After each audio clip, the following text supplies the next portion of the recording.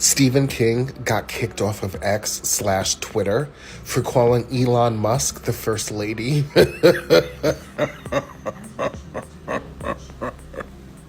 I'm sorry. That is the funniest thing I've heard all day.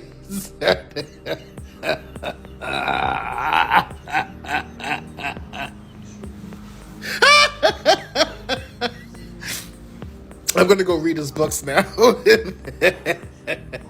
Finally good news. Holy shit, there is hope. Elon's just got deported from the White House and lost direct access to Trump. Let's go! A win is a win.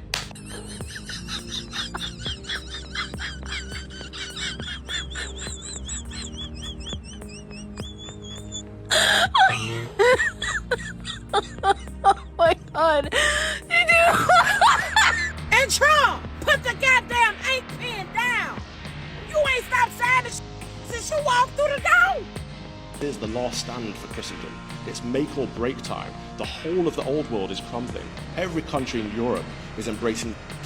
America, as far as I can see, is the only country fighting for life. And that's down to you guys. So God bless all of you for what you're doing. Please keep doing it. I hope that I can encourage you. And my heart goes out to you. God bless. Whoever said is never the answer didn't live in unprecedented times. We are living in motherfucking unprecedented times. I just saw a representative on a morning news interview go, kids don't need free school lunch. Kids need to go out and make money. They need to go and get a job. Kids. You want kids to go out and get a job instead of what? Taking advantage of this system? What is taking advantage? The school lunches suck anyway. And what? A kid gets to eat who didn't need to? You gotta get your shit rocked. If you see these representatives out in public, you see them at a grocery store, you see them at a gas station, you see them at a bar, you know what you gotta do? You gotta go, shut up, you ugly motherfucker! You don't think kids deserve to eat for free. You think they need to go work at Burger King to prove that they have value. You are ugly! You're ugly and dumb and bad, and I know where the you're going. I don't even believe in God. I don't believe in religion, but you know where the you're going? To the lowest pits of hell, you piece of You gotta rock these okay? I don't give a you! And what kills me is some people will go, no, we just need to continue to protest and hold our signs and sign our petitions, and then they'll know. They don't want kids to eat. You think that your sign and your macaroni necklace is gonna do it? Sure, go out there and protest, but if you think peaceful protest is the way to get anything done anymore, babe, it didn't work before, and it's not gonna work now. They don't want kids to eat. We can't combat that with signs and petitions. Wow, that's a lot of signatures and nothing's going to get done. Rock these shit. Do it. So can one of you MAGA bootlickers explain to me how playing golf delivers on a single goddamn campaign promise that this orange stick made? Because that's what he's doing today. It's his first full Monday in office. And you know what he does? He takes a vacation to Mar-a-Lago on the taxpayer's dollar to play f***ing golf. And as a not-so-gentle reminder for all you f***ing idiots that had a hemorrhage about Obama playing golf during his term, I'd like to remind you that it cost the American taxpayer $174 million for Trump to play golf his first term. I don't want to hear it. So in the midst of rising avian flu cases, he plays golf. While Kansas has the biggest outbreak of tuberculosis in U.S. history, he plays golf. And in the middle of trade wars that he f***ing started, he plays golf. So for the troglodytes that still think this guy gives a f*** about him, you are an idiot. The lazy, obese, felon billionaire does not give a f*** about you. And he could f*** up a one-house paper route, and you stupid f*** elected him to the highest position of power in the United States of America. Great job. Just got another letter from Immigration Services. I'm a U.S. citizen, born and raised in Tennessee, went to college at University of Kentucky, met my husband there. He's an immigrant. He moved over to the U.S. for college on an athletic scholarship from England. We've been married almost 3 years now. We're coming up on 3 years. So you would think he is well on his way to achieving his citizenship, or at least having his green card, right? No, wrong. And why can't he get his green card? because his medical records aren't complete. And what is missing from his medical record? The COVID vaccine. Like, it is the year 2025 and we are still requiring the COVID vaccine. You can see it right here. It's backwards, disregard. Complete the COVID-19 vaccine. But this is what they do. This is what they do to people who do it the right way. I can't even tell you how much money, thousands of dollars, we have spent on the different forms and applications and immigration lawyers and all of the different things, all for everything to expire on their time anyways. And for all you people who say, oh, Riley, your husband's here illegally, he should be deported, just so you don't understand immigration. He is very much here legally. There are other ways to obtain residency than a green card, like visas or advanced parole. Or those of you who say, this is what you get when you voted for Donald Trump. Obviously, my husband can't vote, but if he could, he would have voted for Donald Trump. Change is coming with the current administration, but he has to undo everything that the former administration has done to our immigration system, both legally and illegally. Oh, and when they campaigned on the tagline, my body, my choice, this is proof they never really meant that. Nikki's, I've been thinking a lot about this, and I know it's going to be controversial, but I'm actually rooting for Latinas and Latinos who voted for Trump. I really am. I really hope that they get everything that they voted for, and I hope that they never forget who they voted for. So when they're waving goodbye to their undocumented partner because they got deported back, I want them to remember who they voted for. When their abuelita needs life-saving care, but there is no Medicaid because it's been slashed to the bone, I want them to remember who they voted for. When they watch their nieces and nephews struggle because birthright citizenship is gone and all of a sudden their family isn't welcome, I want them to remember who they voted for. When they have a child with special needs but there's no funding, no resources, no Department of Education, I want them to remember who they voted for.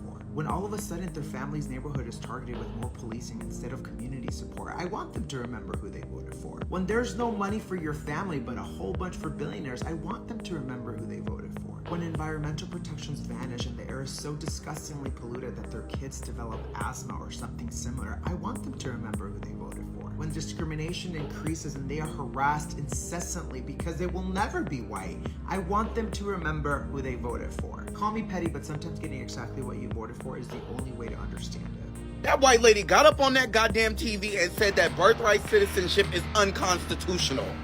As if it's not in the goddamn Constitution! It's in the Constitution because it's constitutional! Folks that you mentioned have a right to have that legal opinion, but it is in disagreement with the legal opinion of this administration.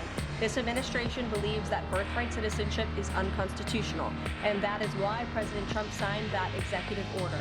I feel like not enough people are mentioning this. This is Trump's new press secretary. Her name is Caroline Leavitt. She made a big splash yesterday because she lied about a bunch of stuff, but she's 27 years old. Her husband is 60. She is 27 years old. Her husband is 60 years old. 6-0, okay? When Trump first got elected, she was in college. When she was born, her husband was 33 years old. I feel like we're not mentioning this, so I just want to mention that. Last night on CNN showed me that white people are tired too. They weren't tired in that voting booth. See, what we're going to have to do is we're going to have to hold motherfuckers accountable this go around. I understand you, sister, you just like us. All of us, we just want to be one, but we can't. Them people showed their ass in their true colors at them voting polls. We got on here every single day up until it was time to vote and told they what not to motherfucking do and what we would get if they did what we told them not to do. Everything that came out of their mouth that they said would have been lies. Everything that we said would happen is happening. We're going to have to realize that we view everybody as us. They view everybody as them and us. Now that they see that Trump won't benefit them, they're singing a different tune. And to the white people that were singing the same tune as us, thank you. But us as a whole, we will not continue trying to decipher which Caucasian person is for us and which one is not. Not only did you have ancestors that hated us for no reason, you have kinfolk and cousins that still here and do it as well. Then you have neighbors of other ethnicities coming knocking on your door and you open the door and let them join the party. So to that I say, to all my black people that's watching this, they getting held accountable this motherfucker. Yeah, we gotta stop trying to forget shit. If you're a Christian who voted for Donald Trump, I want to ask you something, and I mean this with all compassion and sincerity. where do you think that Jesus would be right now? Like, who do you think he'd be hanging out with if he was physically here? Because my Bible and my scripture says over 2,000 times that Jesus says to love the immigrant.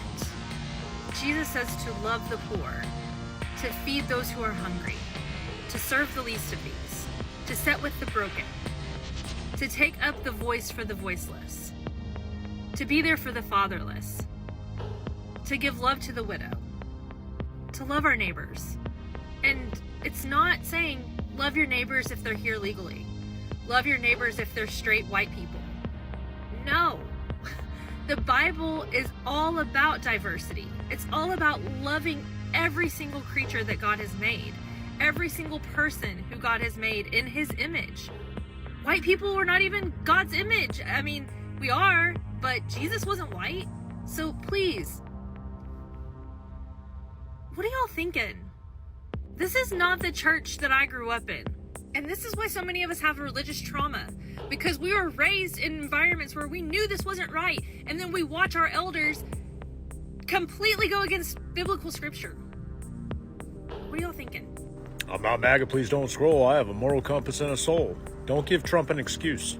Don't give him a reason to carry out what he desperately wants, martial law, because he's already said in his first term that he had respect for Kim Jong-un and Putin because of the obedience that they command of their public. So when people can't access their food stamps or their Medicare, Medicaid, let the Trumpers act out. They're good at that. Let them be the first wave. If even for the sake that between you and me, I wouldn't trust any of them behind me. Let them be the cannon fodder. And when they continue to make crying posts about Donald Trump, I loved you, I thought you were going to support us, why did you do this to me? And they see the light of day, let them start the insurrection. Because they're good at that. It's going to come down to Trump overplaying his authority and his dictator fascist rule. So let his own people be the cannon fodder. And then the rest of the country can finish what they began. For upholding the Constitution. Unlike MAGA and their own self-centered needs. They turned off cameras, excuse my language, and then they took my wife.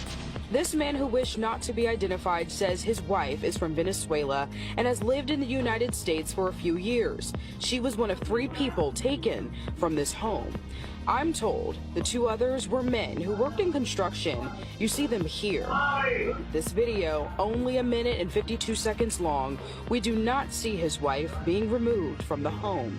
But this is a picture of her that he keeps in his wallet.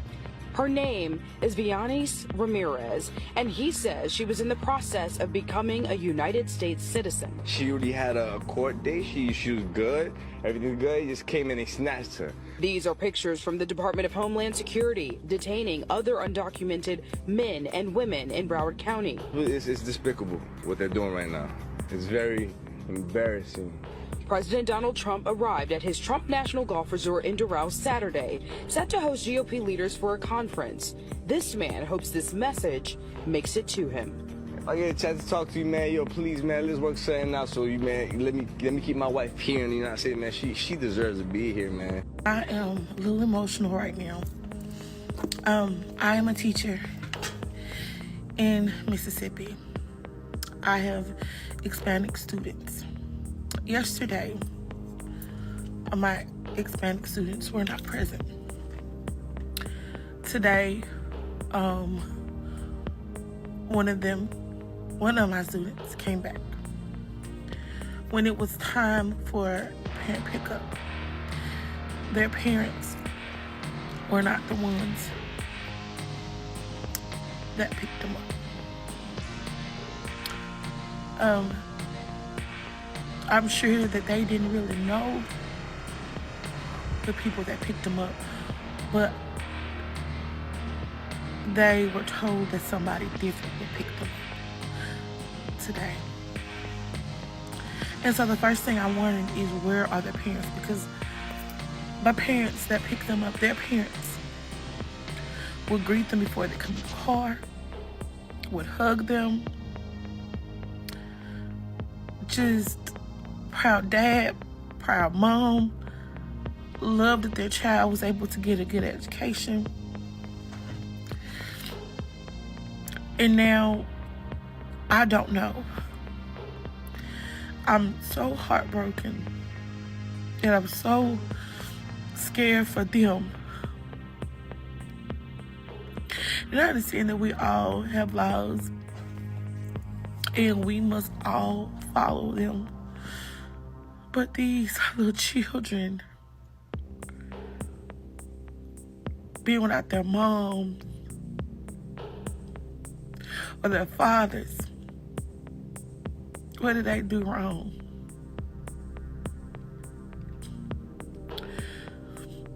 When I chose a person that I wanted to vote for, I listened. I did not look at their skin color, if they were man or woman.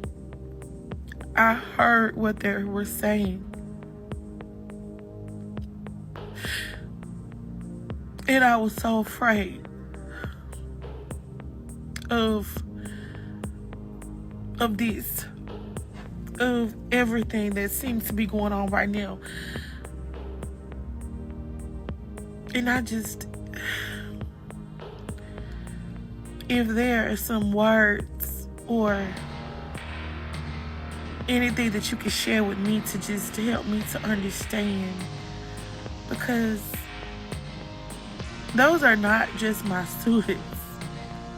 Those are my babies. And yes, I teach them, but they are with me more than they are with their parents. And I am their teacher. We share laughs together. We learn together. And it's just not my class. You know, other Hispanic students have not shown up or has been absent since Monday, since all this ICE stuff has happened. And I just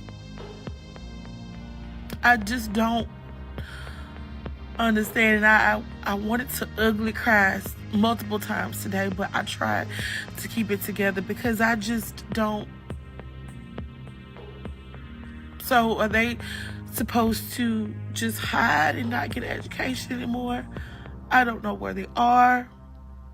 And in my mind, I'm like, are they scared? Are they alone? Are they with their parents? What happened to their parents? Did their parents get taken away and they have to have other people pick them up? Are they scared? Are they looking for their mom? Because one of my students told me that his mom was pregnant and he was excited to be a big brother.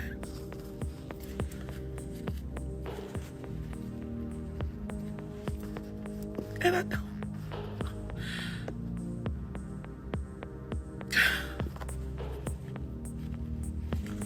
Because this song go, what do they say?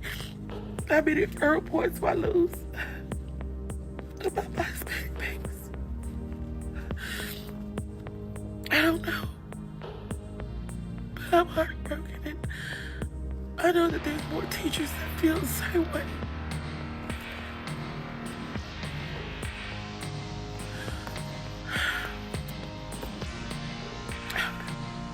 But if you are going through the same thing, you're a teacher, you're an educator, or whatever the case may be, you are not alone. And I am going to cover them in prayer until everything is situated. Wherever they are, I hope they're safe. And I hope that their parents are with them. And I just...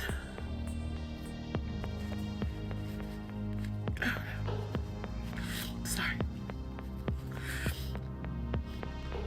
But I just want to share this with you guys. And just...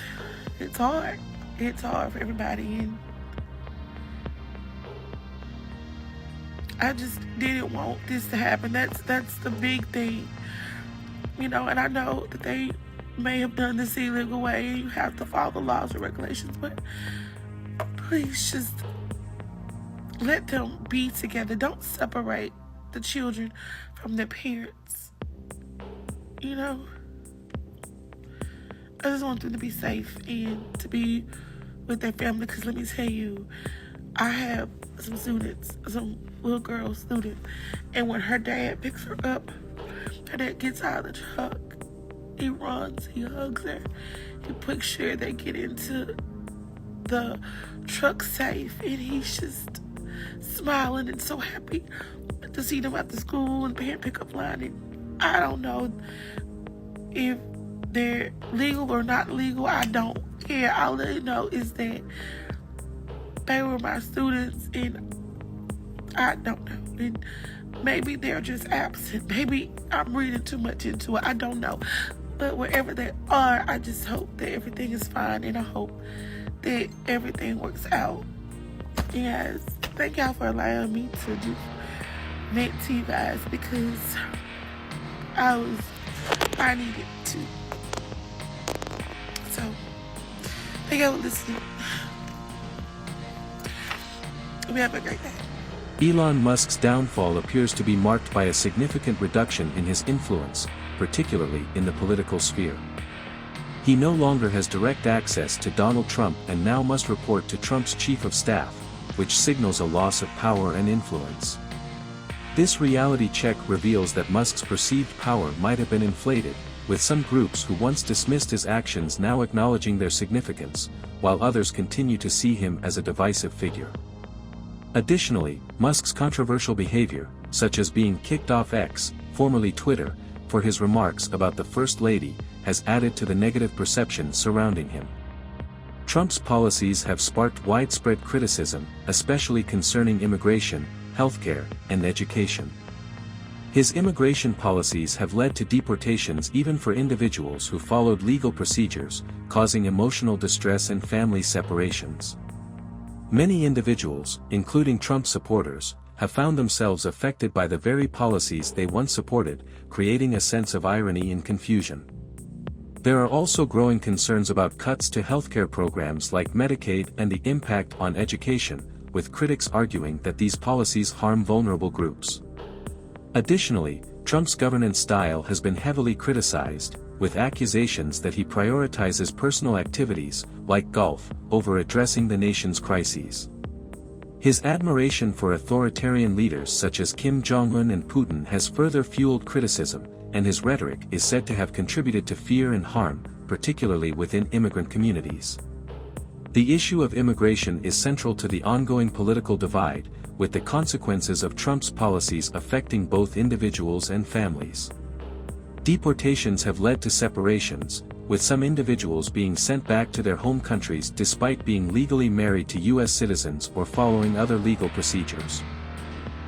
The requirement for the COVID-19 vaccine as part of the immigration process has also caused issues, with some individuals being deported for incomplete medical records.